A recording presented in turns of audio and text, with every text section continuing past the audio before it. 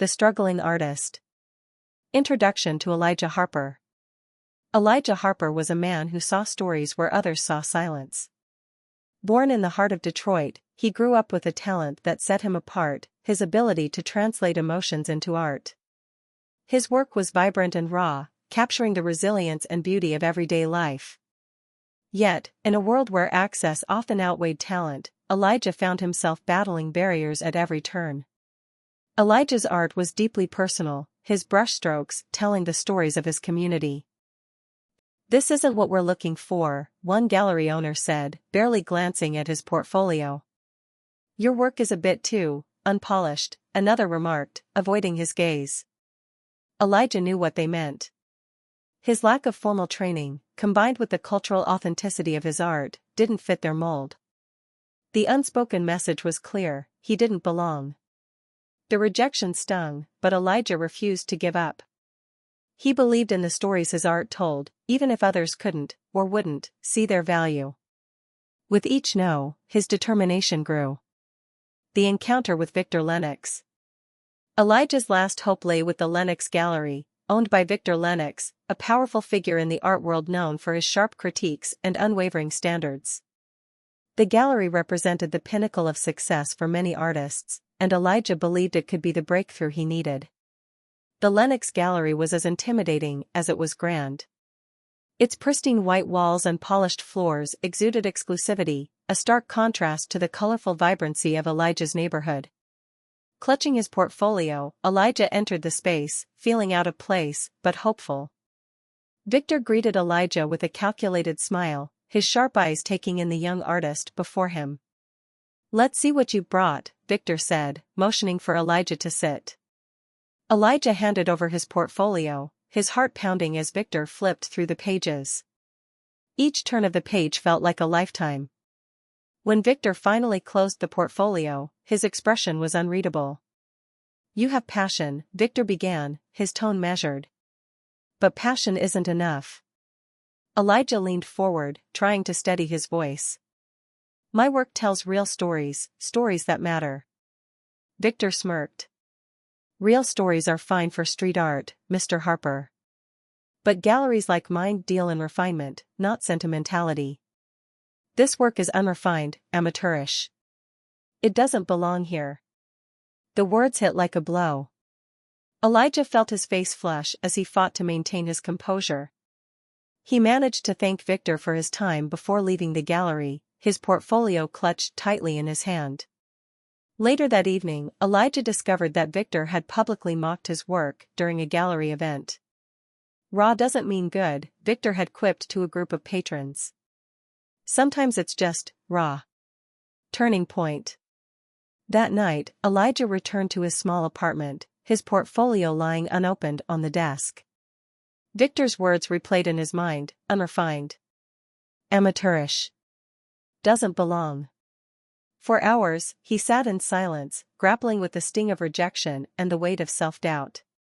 But as the night wore on, despair gave way to determination. Elijah thought of his mother's unwavering belief in him, of the stories he wanted to tell, and of the people who saw themselves in his work. He realized he didn't need the approval of gatekeepers like Victor Lennox to share his voice. "If they won't let me in," Elijah muttered, picking up his brush, "I'll make my own way." Elijah began painting with renewed purpose. His work became bolder, more personal, and unapologetically authentic. He wasn't painting to impress gallery owners, he was painting to connect, to inspire, and to tell the stories that mattered. At the same time, Elijah began exploring new ways to share his work. A friend suggested social media, and though Elijah was skeptical, the idea intrigued him. What if the internet could be his gallery? What if he could reach people directly, bypassing the gatekeepers altogether? Armed with nothing but his talent, determination, and a borrowed smartphone, Elijah Harper set out to redefine his future. And this time, he wasn't asking for permission. "This is where I grew up," Elijah wrote in the caption. "Even in the roughest places, there's joy, resilience, and beauty. Art helps me share these moments with the world." The post garnered a handful of likes, mostly from friends and family, but it was a start. Every day, Elijah shared a new piece, refining his photography and experimenting with hashtags to reach a wider audience. He spent hours engaging with comments, answering questions, and connecting with followers who appreciated his work. Slowly but surely, his following began to grow. Messages poured in from people who saw themselves in his paintings. "This reminds me of my childhood," one person wrote. Another said, "Your art speaks to me. Thank you for sharing your story." For the first time, Elijah felt his work being appreciated, not by gatekeepers, but by real people who connected with his vision. The viral breakthrough. One evening, Elijah decided to post a painting that was deeply personal. Titled "The Boy Who Waited," it depicted a young boy sitting alone on a stoop, his eyes filled with a mix of hope and longing. The piece was inspired by Elijah's childhood, a reflection of the years he had spent dreaming of a life beyond the constraints of his neighborhood. Breaking the mold. A digital leap. After the humiliating encounter with Victor Lennox, Elijah Harper knew he couldn't rely on traditional paths to share his art. His work deserved to be seen, not filtered through the biased lens of elitist gallery owners. A friend suggested social media. "It's not just for influencers," they said. "Artists are building real communities there." Skeptical but desperate, Elijah created an Instagram account and named it @Harper Stories. He spent hours photographing his paintings in the best light his tiny apartment could offer, crafting captions that explained the stories behind each piece. His first post featured concrete dreams, a vibrant depiction of children playing in an abandoned lot, their laughter defying the decay around them. The caption he wrote was raw and vulnerable. "This is me as a child. Waiting for doors to open, for someone to see me, for a chance to share my voice. I've been told my work doesn't belong in galleries, that it's not refined enough. But art isn't about refinement, it's about truth. This is my truth." Elijah hesitated before hitting post. What if no one cared? What if they dismissed him, just as Victor had? Taking a deep breath, he pressed share and set his phone aside. By morning, Elijah's world had changed. The post had gone viral, amassing thousands of likes and comments overnight. Followers flooded his inbox with messages of support, sharing their own struggles and how his painting resonated with them. "This painting feels like my life," one comment read. "Thank you for putting this into the world." The momentum continued. Art pages and influencers shared his post, tagging Elijah and praising his talent. Within days, his following had grown exponentially, and people from around the world were connecting with his work. For the first time, Elijah felt seen, not by a select few, but by a global audience who valued the authenticity of his art. Critical recognition. Among the thousands who saw Elijah's viral post was Lydia Kessler, a renowned art critic known for championing emerging talent. Scrolling through Instagram late one night, Lydia stumbled upon The Boy Who Waited and was immediately captivated. The painting's raw emotion and Elijah's heartfelt caption struck a chord, and she spent the next hour exploring his account. Lydia reached out to Elijah the following morning with a message that left him stunned. "Your work is extraordinary. I'd love to feature you in my column. Let's talk." During their conversation, Elijah shared his journey, the rejection from galleries, the systemic barriers he had faced, and his determination to share his truth. Lydia was moved by his resilience and passion. A week later, her article was published in The Vanguard, one of the most influential art magazines.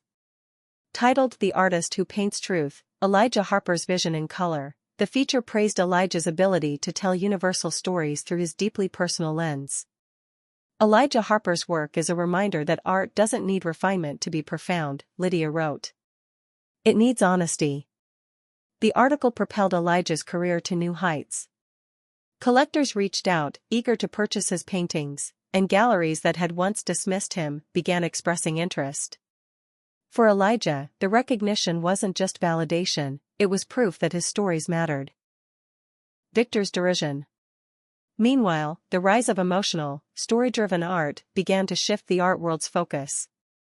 Collectors who had once sought out polished, highbrow works were now gravitating toward the authenticity and vulnerability that artists like Elijah represented. Victor Lennox, however, dismissed the trend with characteristic arrogance. "This obsession with raw and emotional art is a passing phase," he told his staff during a gallery meeting. "Serious collectors know better than to waste their time on sentimentality. Art is about refinement, not pity." Victor's words masked a growing unease. His gallery's attendance numbers were declining, and several high-profile clients had begun turning their attention to younger, emerging artists. Still, Victor clung to his belief that his definition of art was the only one that mattered. An unexpected intersection. One day, Elijah received an email from a prominent art broker representing an anonymous buyer. The buyer had seen Elijah's work online and was particularly drawn to Eclipse Dreams, a painting that depicted a lone figure standing in a storm, gazing at a sliver of sunlight breaking through heavy clouds. The offer was staggering, more than Elijah had ever imagined. After confirming the details, Elijah agreed to the sale. What he didn't know was that the broker had chosen Lennox Gallery to facilitate the transaction, believing it would add prestige to the deal. Victor, unaware of the artist's identity, eagerly accepted the arrangement. He saw it as an opportunity to restore some of the gallery's fading relevance. Meanwhile, the anonymous buyer, impressed by Elijah's story, invited him to witness the sale. "It's only fitting," they wrote. "Your work deserves to be celebrated." Elijah agreed, unaware of the storm brewing just ahead. The stage was set for a confrontation that would change everything, for both him and Victor Lennox. The collision. Victor's mockery. The private viewing room at Lennox Gallery was a picture of understated luxury. Eclipse Dreams, Elijah Harper's deeply personal painting, hung in the center, illuminated by carefully positioned spotlights that accentuated the interplay of shadow and light. The storm in the painting was chaotic yet hopeful, its faint ray of sunlight a powerful metaphor for resilience. The anonymous buyer stood silently before the painting, visibly moved. "There's a raw honesty here," they said, their voice filled with admiration. Victor Lennox, ever the consummate salesman, entered the room with a practiced air of authority. Dressed impeccably, he carried himself with the confidence of someone who believed his opinion defined the art world. He approached the buyer, glanced briefly at the painting, and let out a small, dismissive hum. "It's interesting," he said, swirling the glass of wine in his hand. "Certainly emotional. But let's be honest, emotion is easy. It's the refuge of the untrained. True art demands refinement, precision, and discipline." The buyer raised an eyebrow. "So, you don't think this is great art?" Victor shrugged. "It has appeal, I'll give it that. But it's clearly amateur work. A momentary indulgence, not the kind of piece that will endure in serious collections." The buyer frowned, clearly unimpressed with Victor's tone.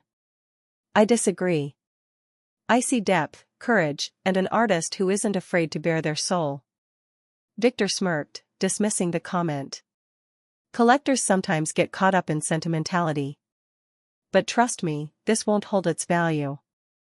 Unbeknownst to Victor, the artist he was so casually disparaging was just outside the room, about to step into the spotlight in more ways than one. Elijah's presence. Elijah Harper entered the room, invited by the buyer to witness the sale of his painting. He had no idea the transaction was taking place at Lennox Gallery until he arrived, and recognizing the space brought a flood of memories: Victor's scornful dismissal, the sting of rejection, and the determination it had ignited in him. When Victor saw Elijah, his confident demeanor faltered for a moment. "Mr. Harper," he said cautiously. "What brings you here?" Elijah met Victor's gaze, his expression calm but unyielding.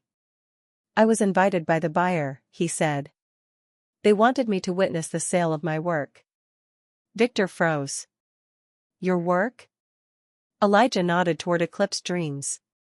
"Yes. That's my painting."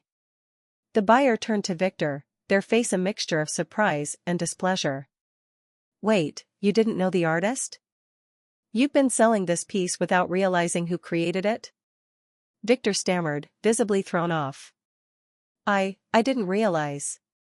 You didn't realize because you didn't care, Elijah interjected, his voice steady.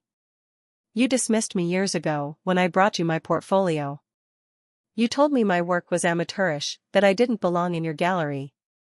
And now here you are, selling my painting while insulting it in the same breath. The tension in the room was palpable. The buyer crossed their arms. Victor, this is disgraceful. How can you profit from someone's talent while simultaneously degrading them? Victor tried to recover. It's a misunderstanding. No, Elijah said firmly. It's who you are. You've spent your career gatekeeping, deciding who deserves to be seen and who doesn't. But art doesn't belong to you, Victor. It belongs to the people. The buyer's face hardened. This transaction is off. I refuse to support someone who disrespects the very artists they claim to represent.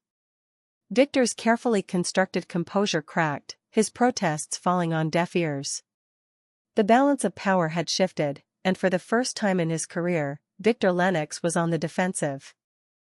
Public backlash. The confrontation didn't remain private for long. The buyer, a prominent figure in the art world with a substantial social media following, shared the story online. Today, I witnessed something incredible, their post began. An artist dismissed by Victor Lennox as amateurish turned out to be the creator of a painting Lennox was selling. The arrogance and hypocrisy on display were staggering. The post went viral within hours, sparking outrage across the art community. Artists shared their own experiences of rejection and bias, while collectors criticized Victor's elitism. Media outlets picked up the story, running headlines like "Gatekeeper Exposed," "Elijah Harper Confronts Victor Lennox and the Artist Who Redefined Success."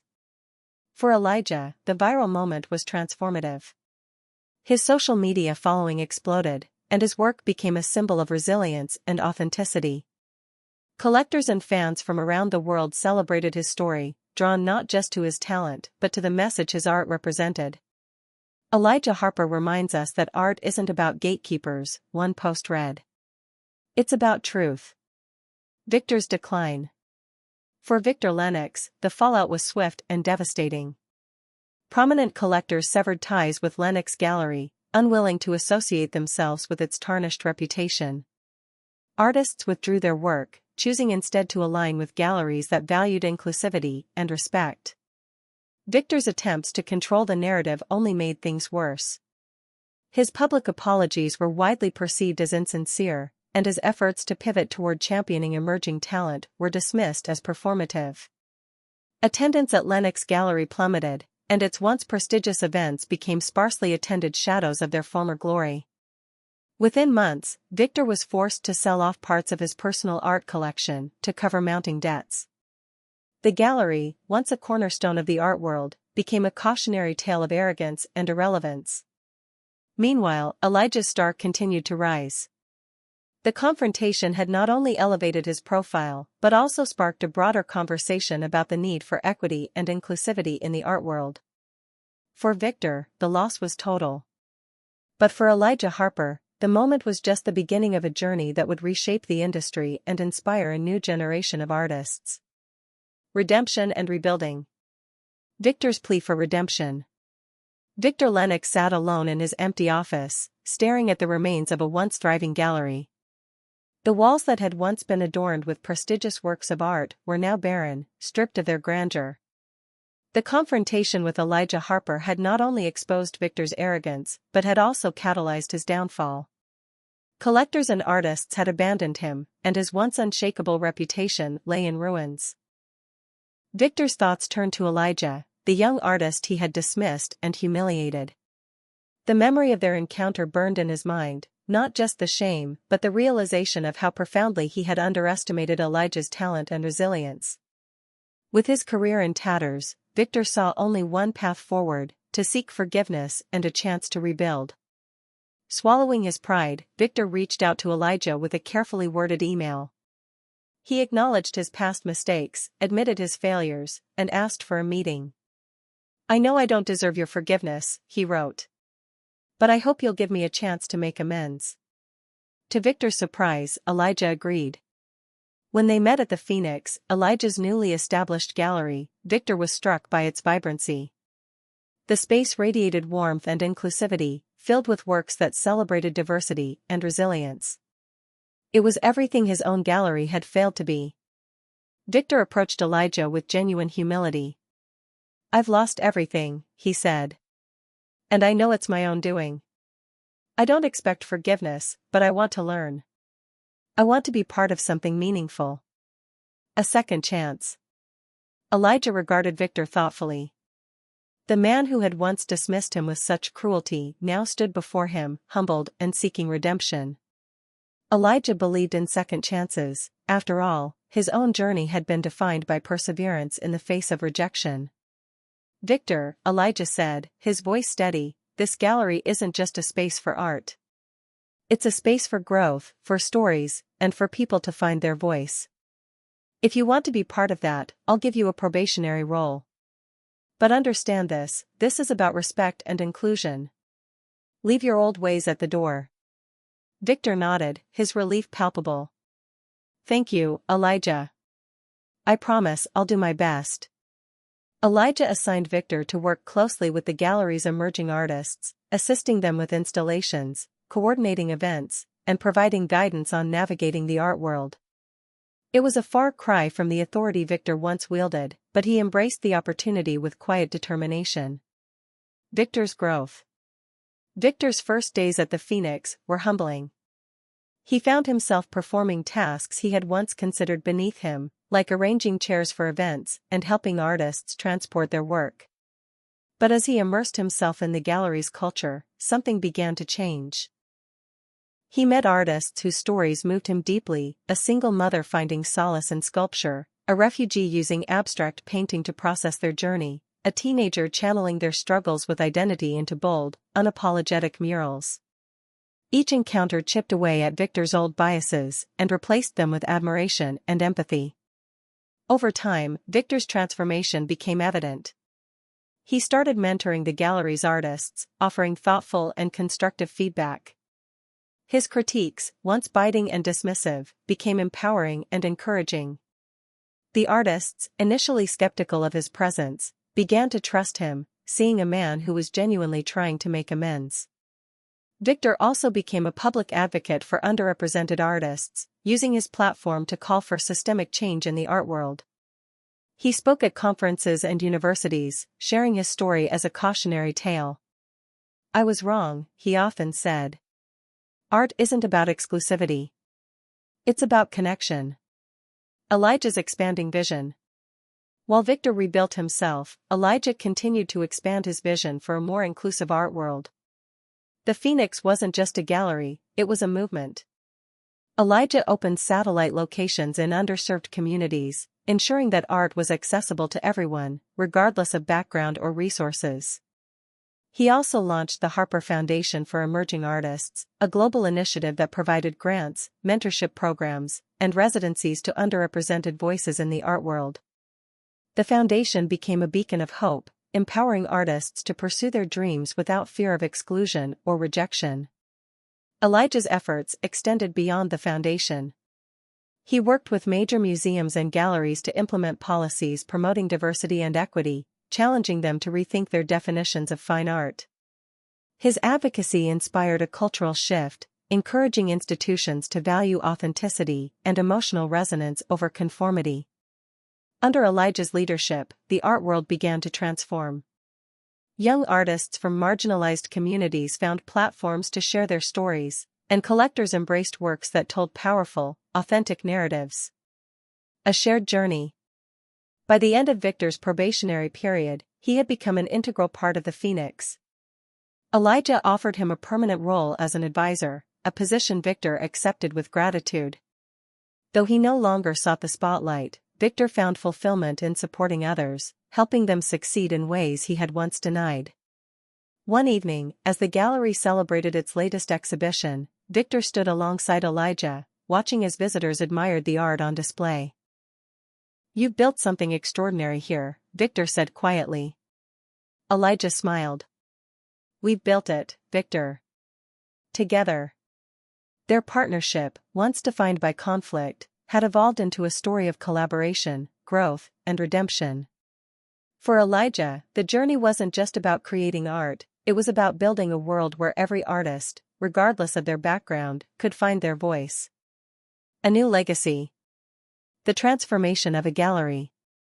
Victor Lennox's once prestigious gallery, a symbol of exclusivity and elitism, had become a ghost of its former self in the wake of his downfall. But under Elijah Harper's leadership, it found a new purpose. Renamed the Phoenix Central, the gallery was reborn as a vibrant space for inclusion, diversity, and creativity. Gone were the austere white walls and intimidating silence. In their place, murals and bold installations filled the space, telling stories of resilience, identity, and hope. Local artists collaborated on a massive mural in the entryway, depicting themes of community and transformation. The gallery wasn't just a space to showcase art, it was a space to foster connection. Elijah made accessibility a cornerstone of the Phoenix Central. Entry was free, and events were designed to engage the community. Interactive workshops allowed visitors to create their own art, and regular artist talks provided a platform for creators to share their journeys. A dedicated wing showcased works from young and emerging artists, ensuring they had a stage to be seen and celebrated. At its grand reopening, the gallery buzzed with excitement. Visitors from all walks of life filled the space, marveling at the art and the atmosphere. Elijah's speech that evening set the tone for the Phoenix Central's mission. "This gallery is a celebration of stories," he said. "It's a place where every voice matters, where art is for everyone. Welcome to the Phoenix Central, where we rise together." Victor's redemption. Victor Lennox, once the epitome of arrogance and exclusivity, had transformed into a respected advocate for diversity in the art world. His journey from gatekeeper to ally was one of humility and growth, and his story resonated with those who sought change. At the Phoenix Central, Victor took on the role of a mentor. He used his years of industry experience to guide emerging artists, helping them navigate contracts, exhibitions, and the complexities of the art world. His critiques, once scathing and dismissive, had become thoughtful and encouraging.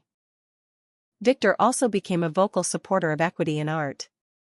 He spoke at conferences, universities, and art symposiums, sharing his story as a lesson in the dangers of arrogance and the power of redemption.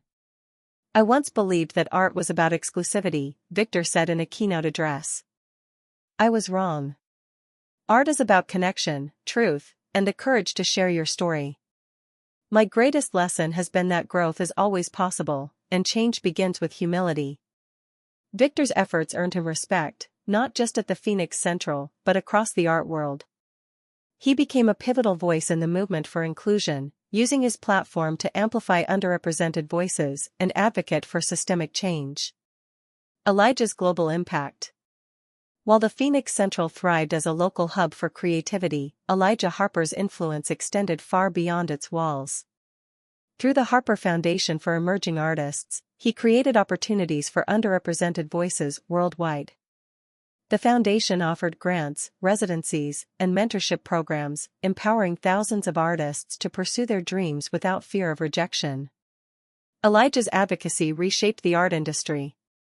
He partnered with major museums and galleries to implement policies promoting diversity, accessibility, and equity. His speeches at international art symposiums challenged institutions to rethink their definitions of fine art and expand their platforms to include voices from all backgrounds. Elijah's work also inspired a cultural shift. Collectors, curators, and critics began valuing authenticity and emotional resonance over conformity. Young artists, emboldened by Elijah's story, embraced their unique perspectives, knowing they didn't have to fit into a narrow mold to succeed. Elijah Harper didn't just open doors, one critic wrote. He built a new house, where everyone is welcome. Final reflection. On the 10th anniversary of the Phoenix Central, Elijah Harper stood in the gallery's main hall, surrounded by a sea of faces. Artists, collectors, and community members mingled, their laughter and conversation filling the space. A group of children painted on easels in a corner, their vibrant creations a reminder of the gallery's commitment to fostering creativity at every level. Elijah walked slowly through the gallery, pausing to admire the works on display. Each piece told a story, of struggle, of triumph, of identity. His gaze settled on Eclipsed Dreams, the painting that had once been the center of his confrontation with Victor Lennox. It now hung in a place of honor, not as a reminder of past conflicts, but as a testament to the journey that had brought him here. Victor approached, holding 2 glasses of champagne. "You've built something extraordinary," he said, handing one to Elijah. Elijah smiled. "We've built it, Victor. Together." As the evening continued, Elijah found a quiet moment to reflect. He thought of his mother, whose unwavering belief in him had laid the foundation for his success. He thought of the rejections and humiliations that had once made him doubt himself. And he thought of the countless artists whose lives had been transformed by the Phoenix and the Foundation's work. Raising his glass, Elijah whispered to himself, to resilience. To art. To the stories that bring us together. Standing in the heart of the gallery he had transformed, surrounded by a community he had helped build, Elijah Harper knew his legacy was more than his art. It was in the lives he had touched, the barriers he had broken, and the world he had reimagined, a world where art belonged to everyone, and every voice mattered.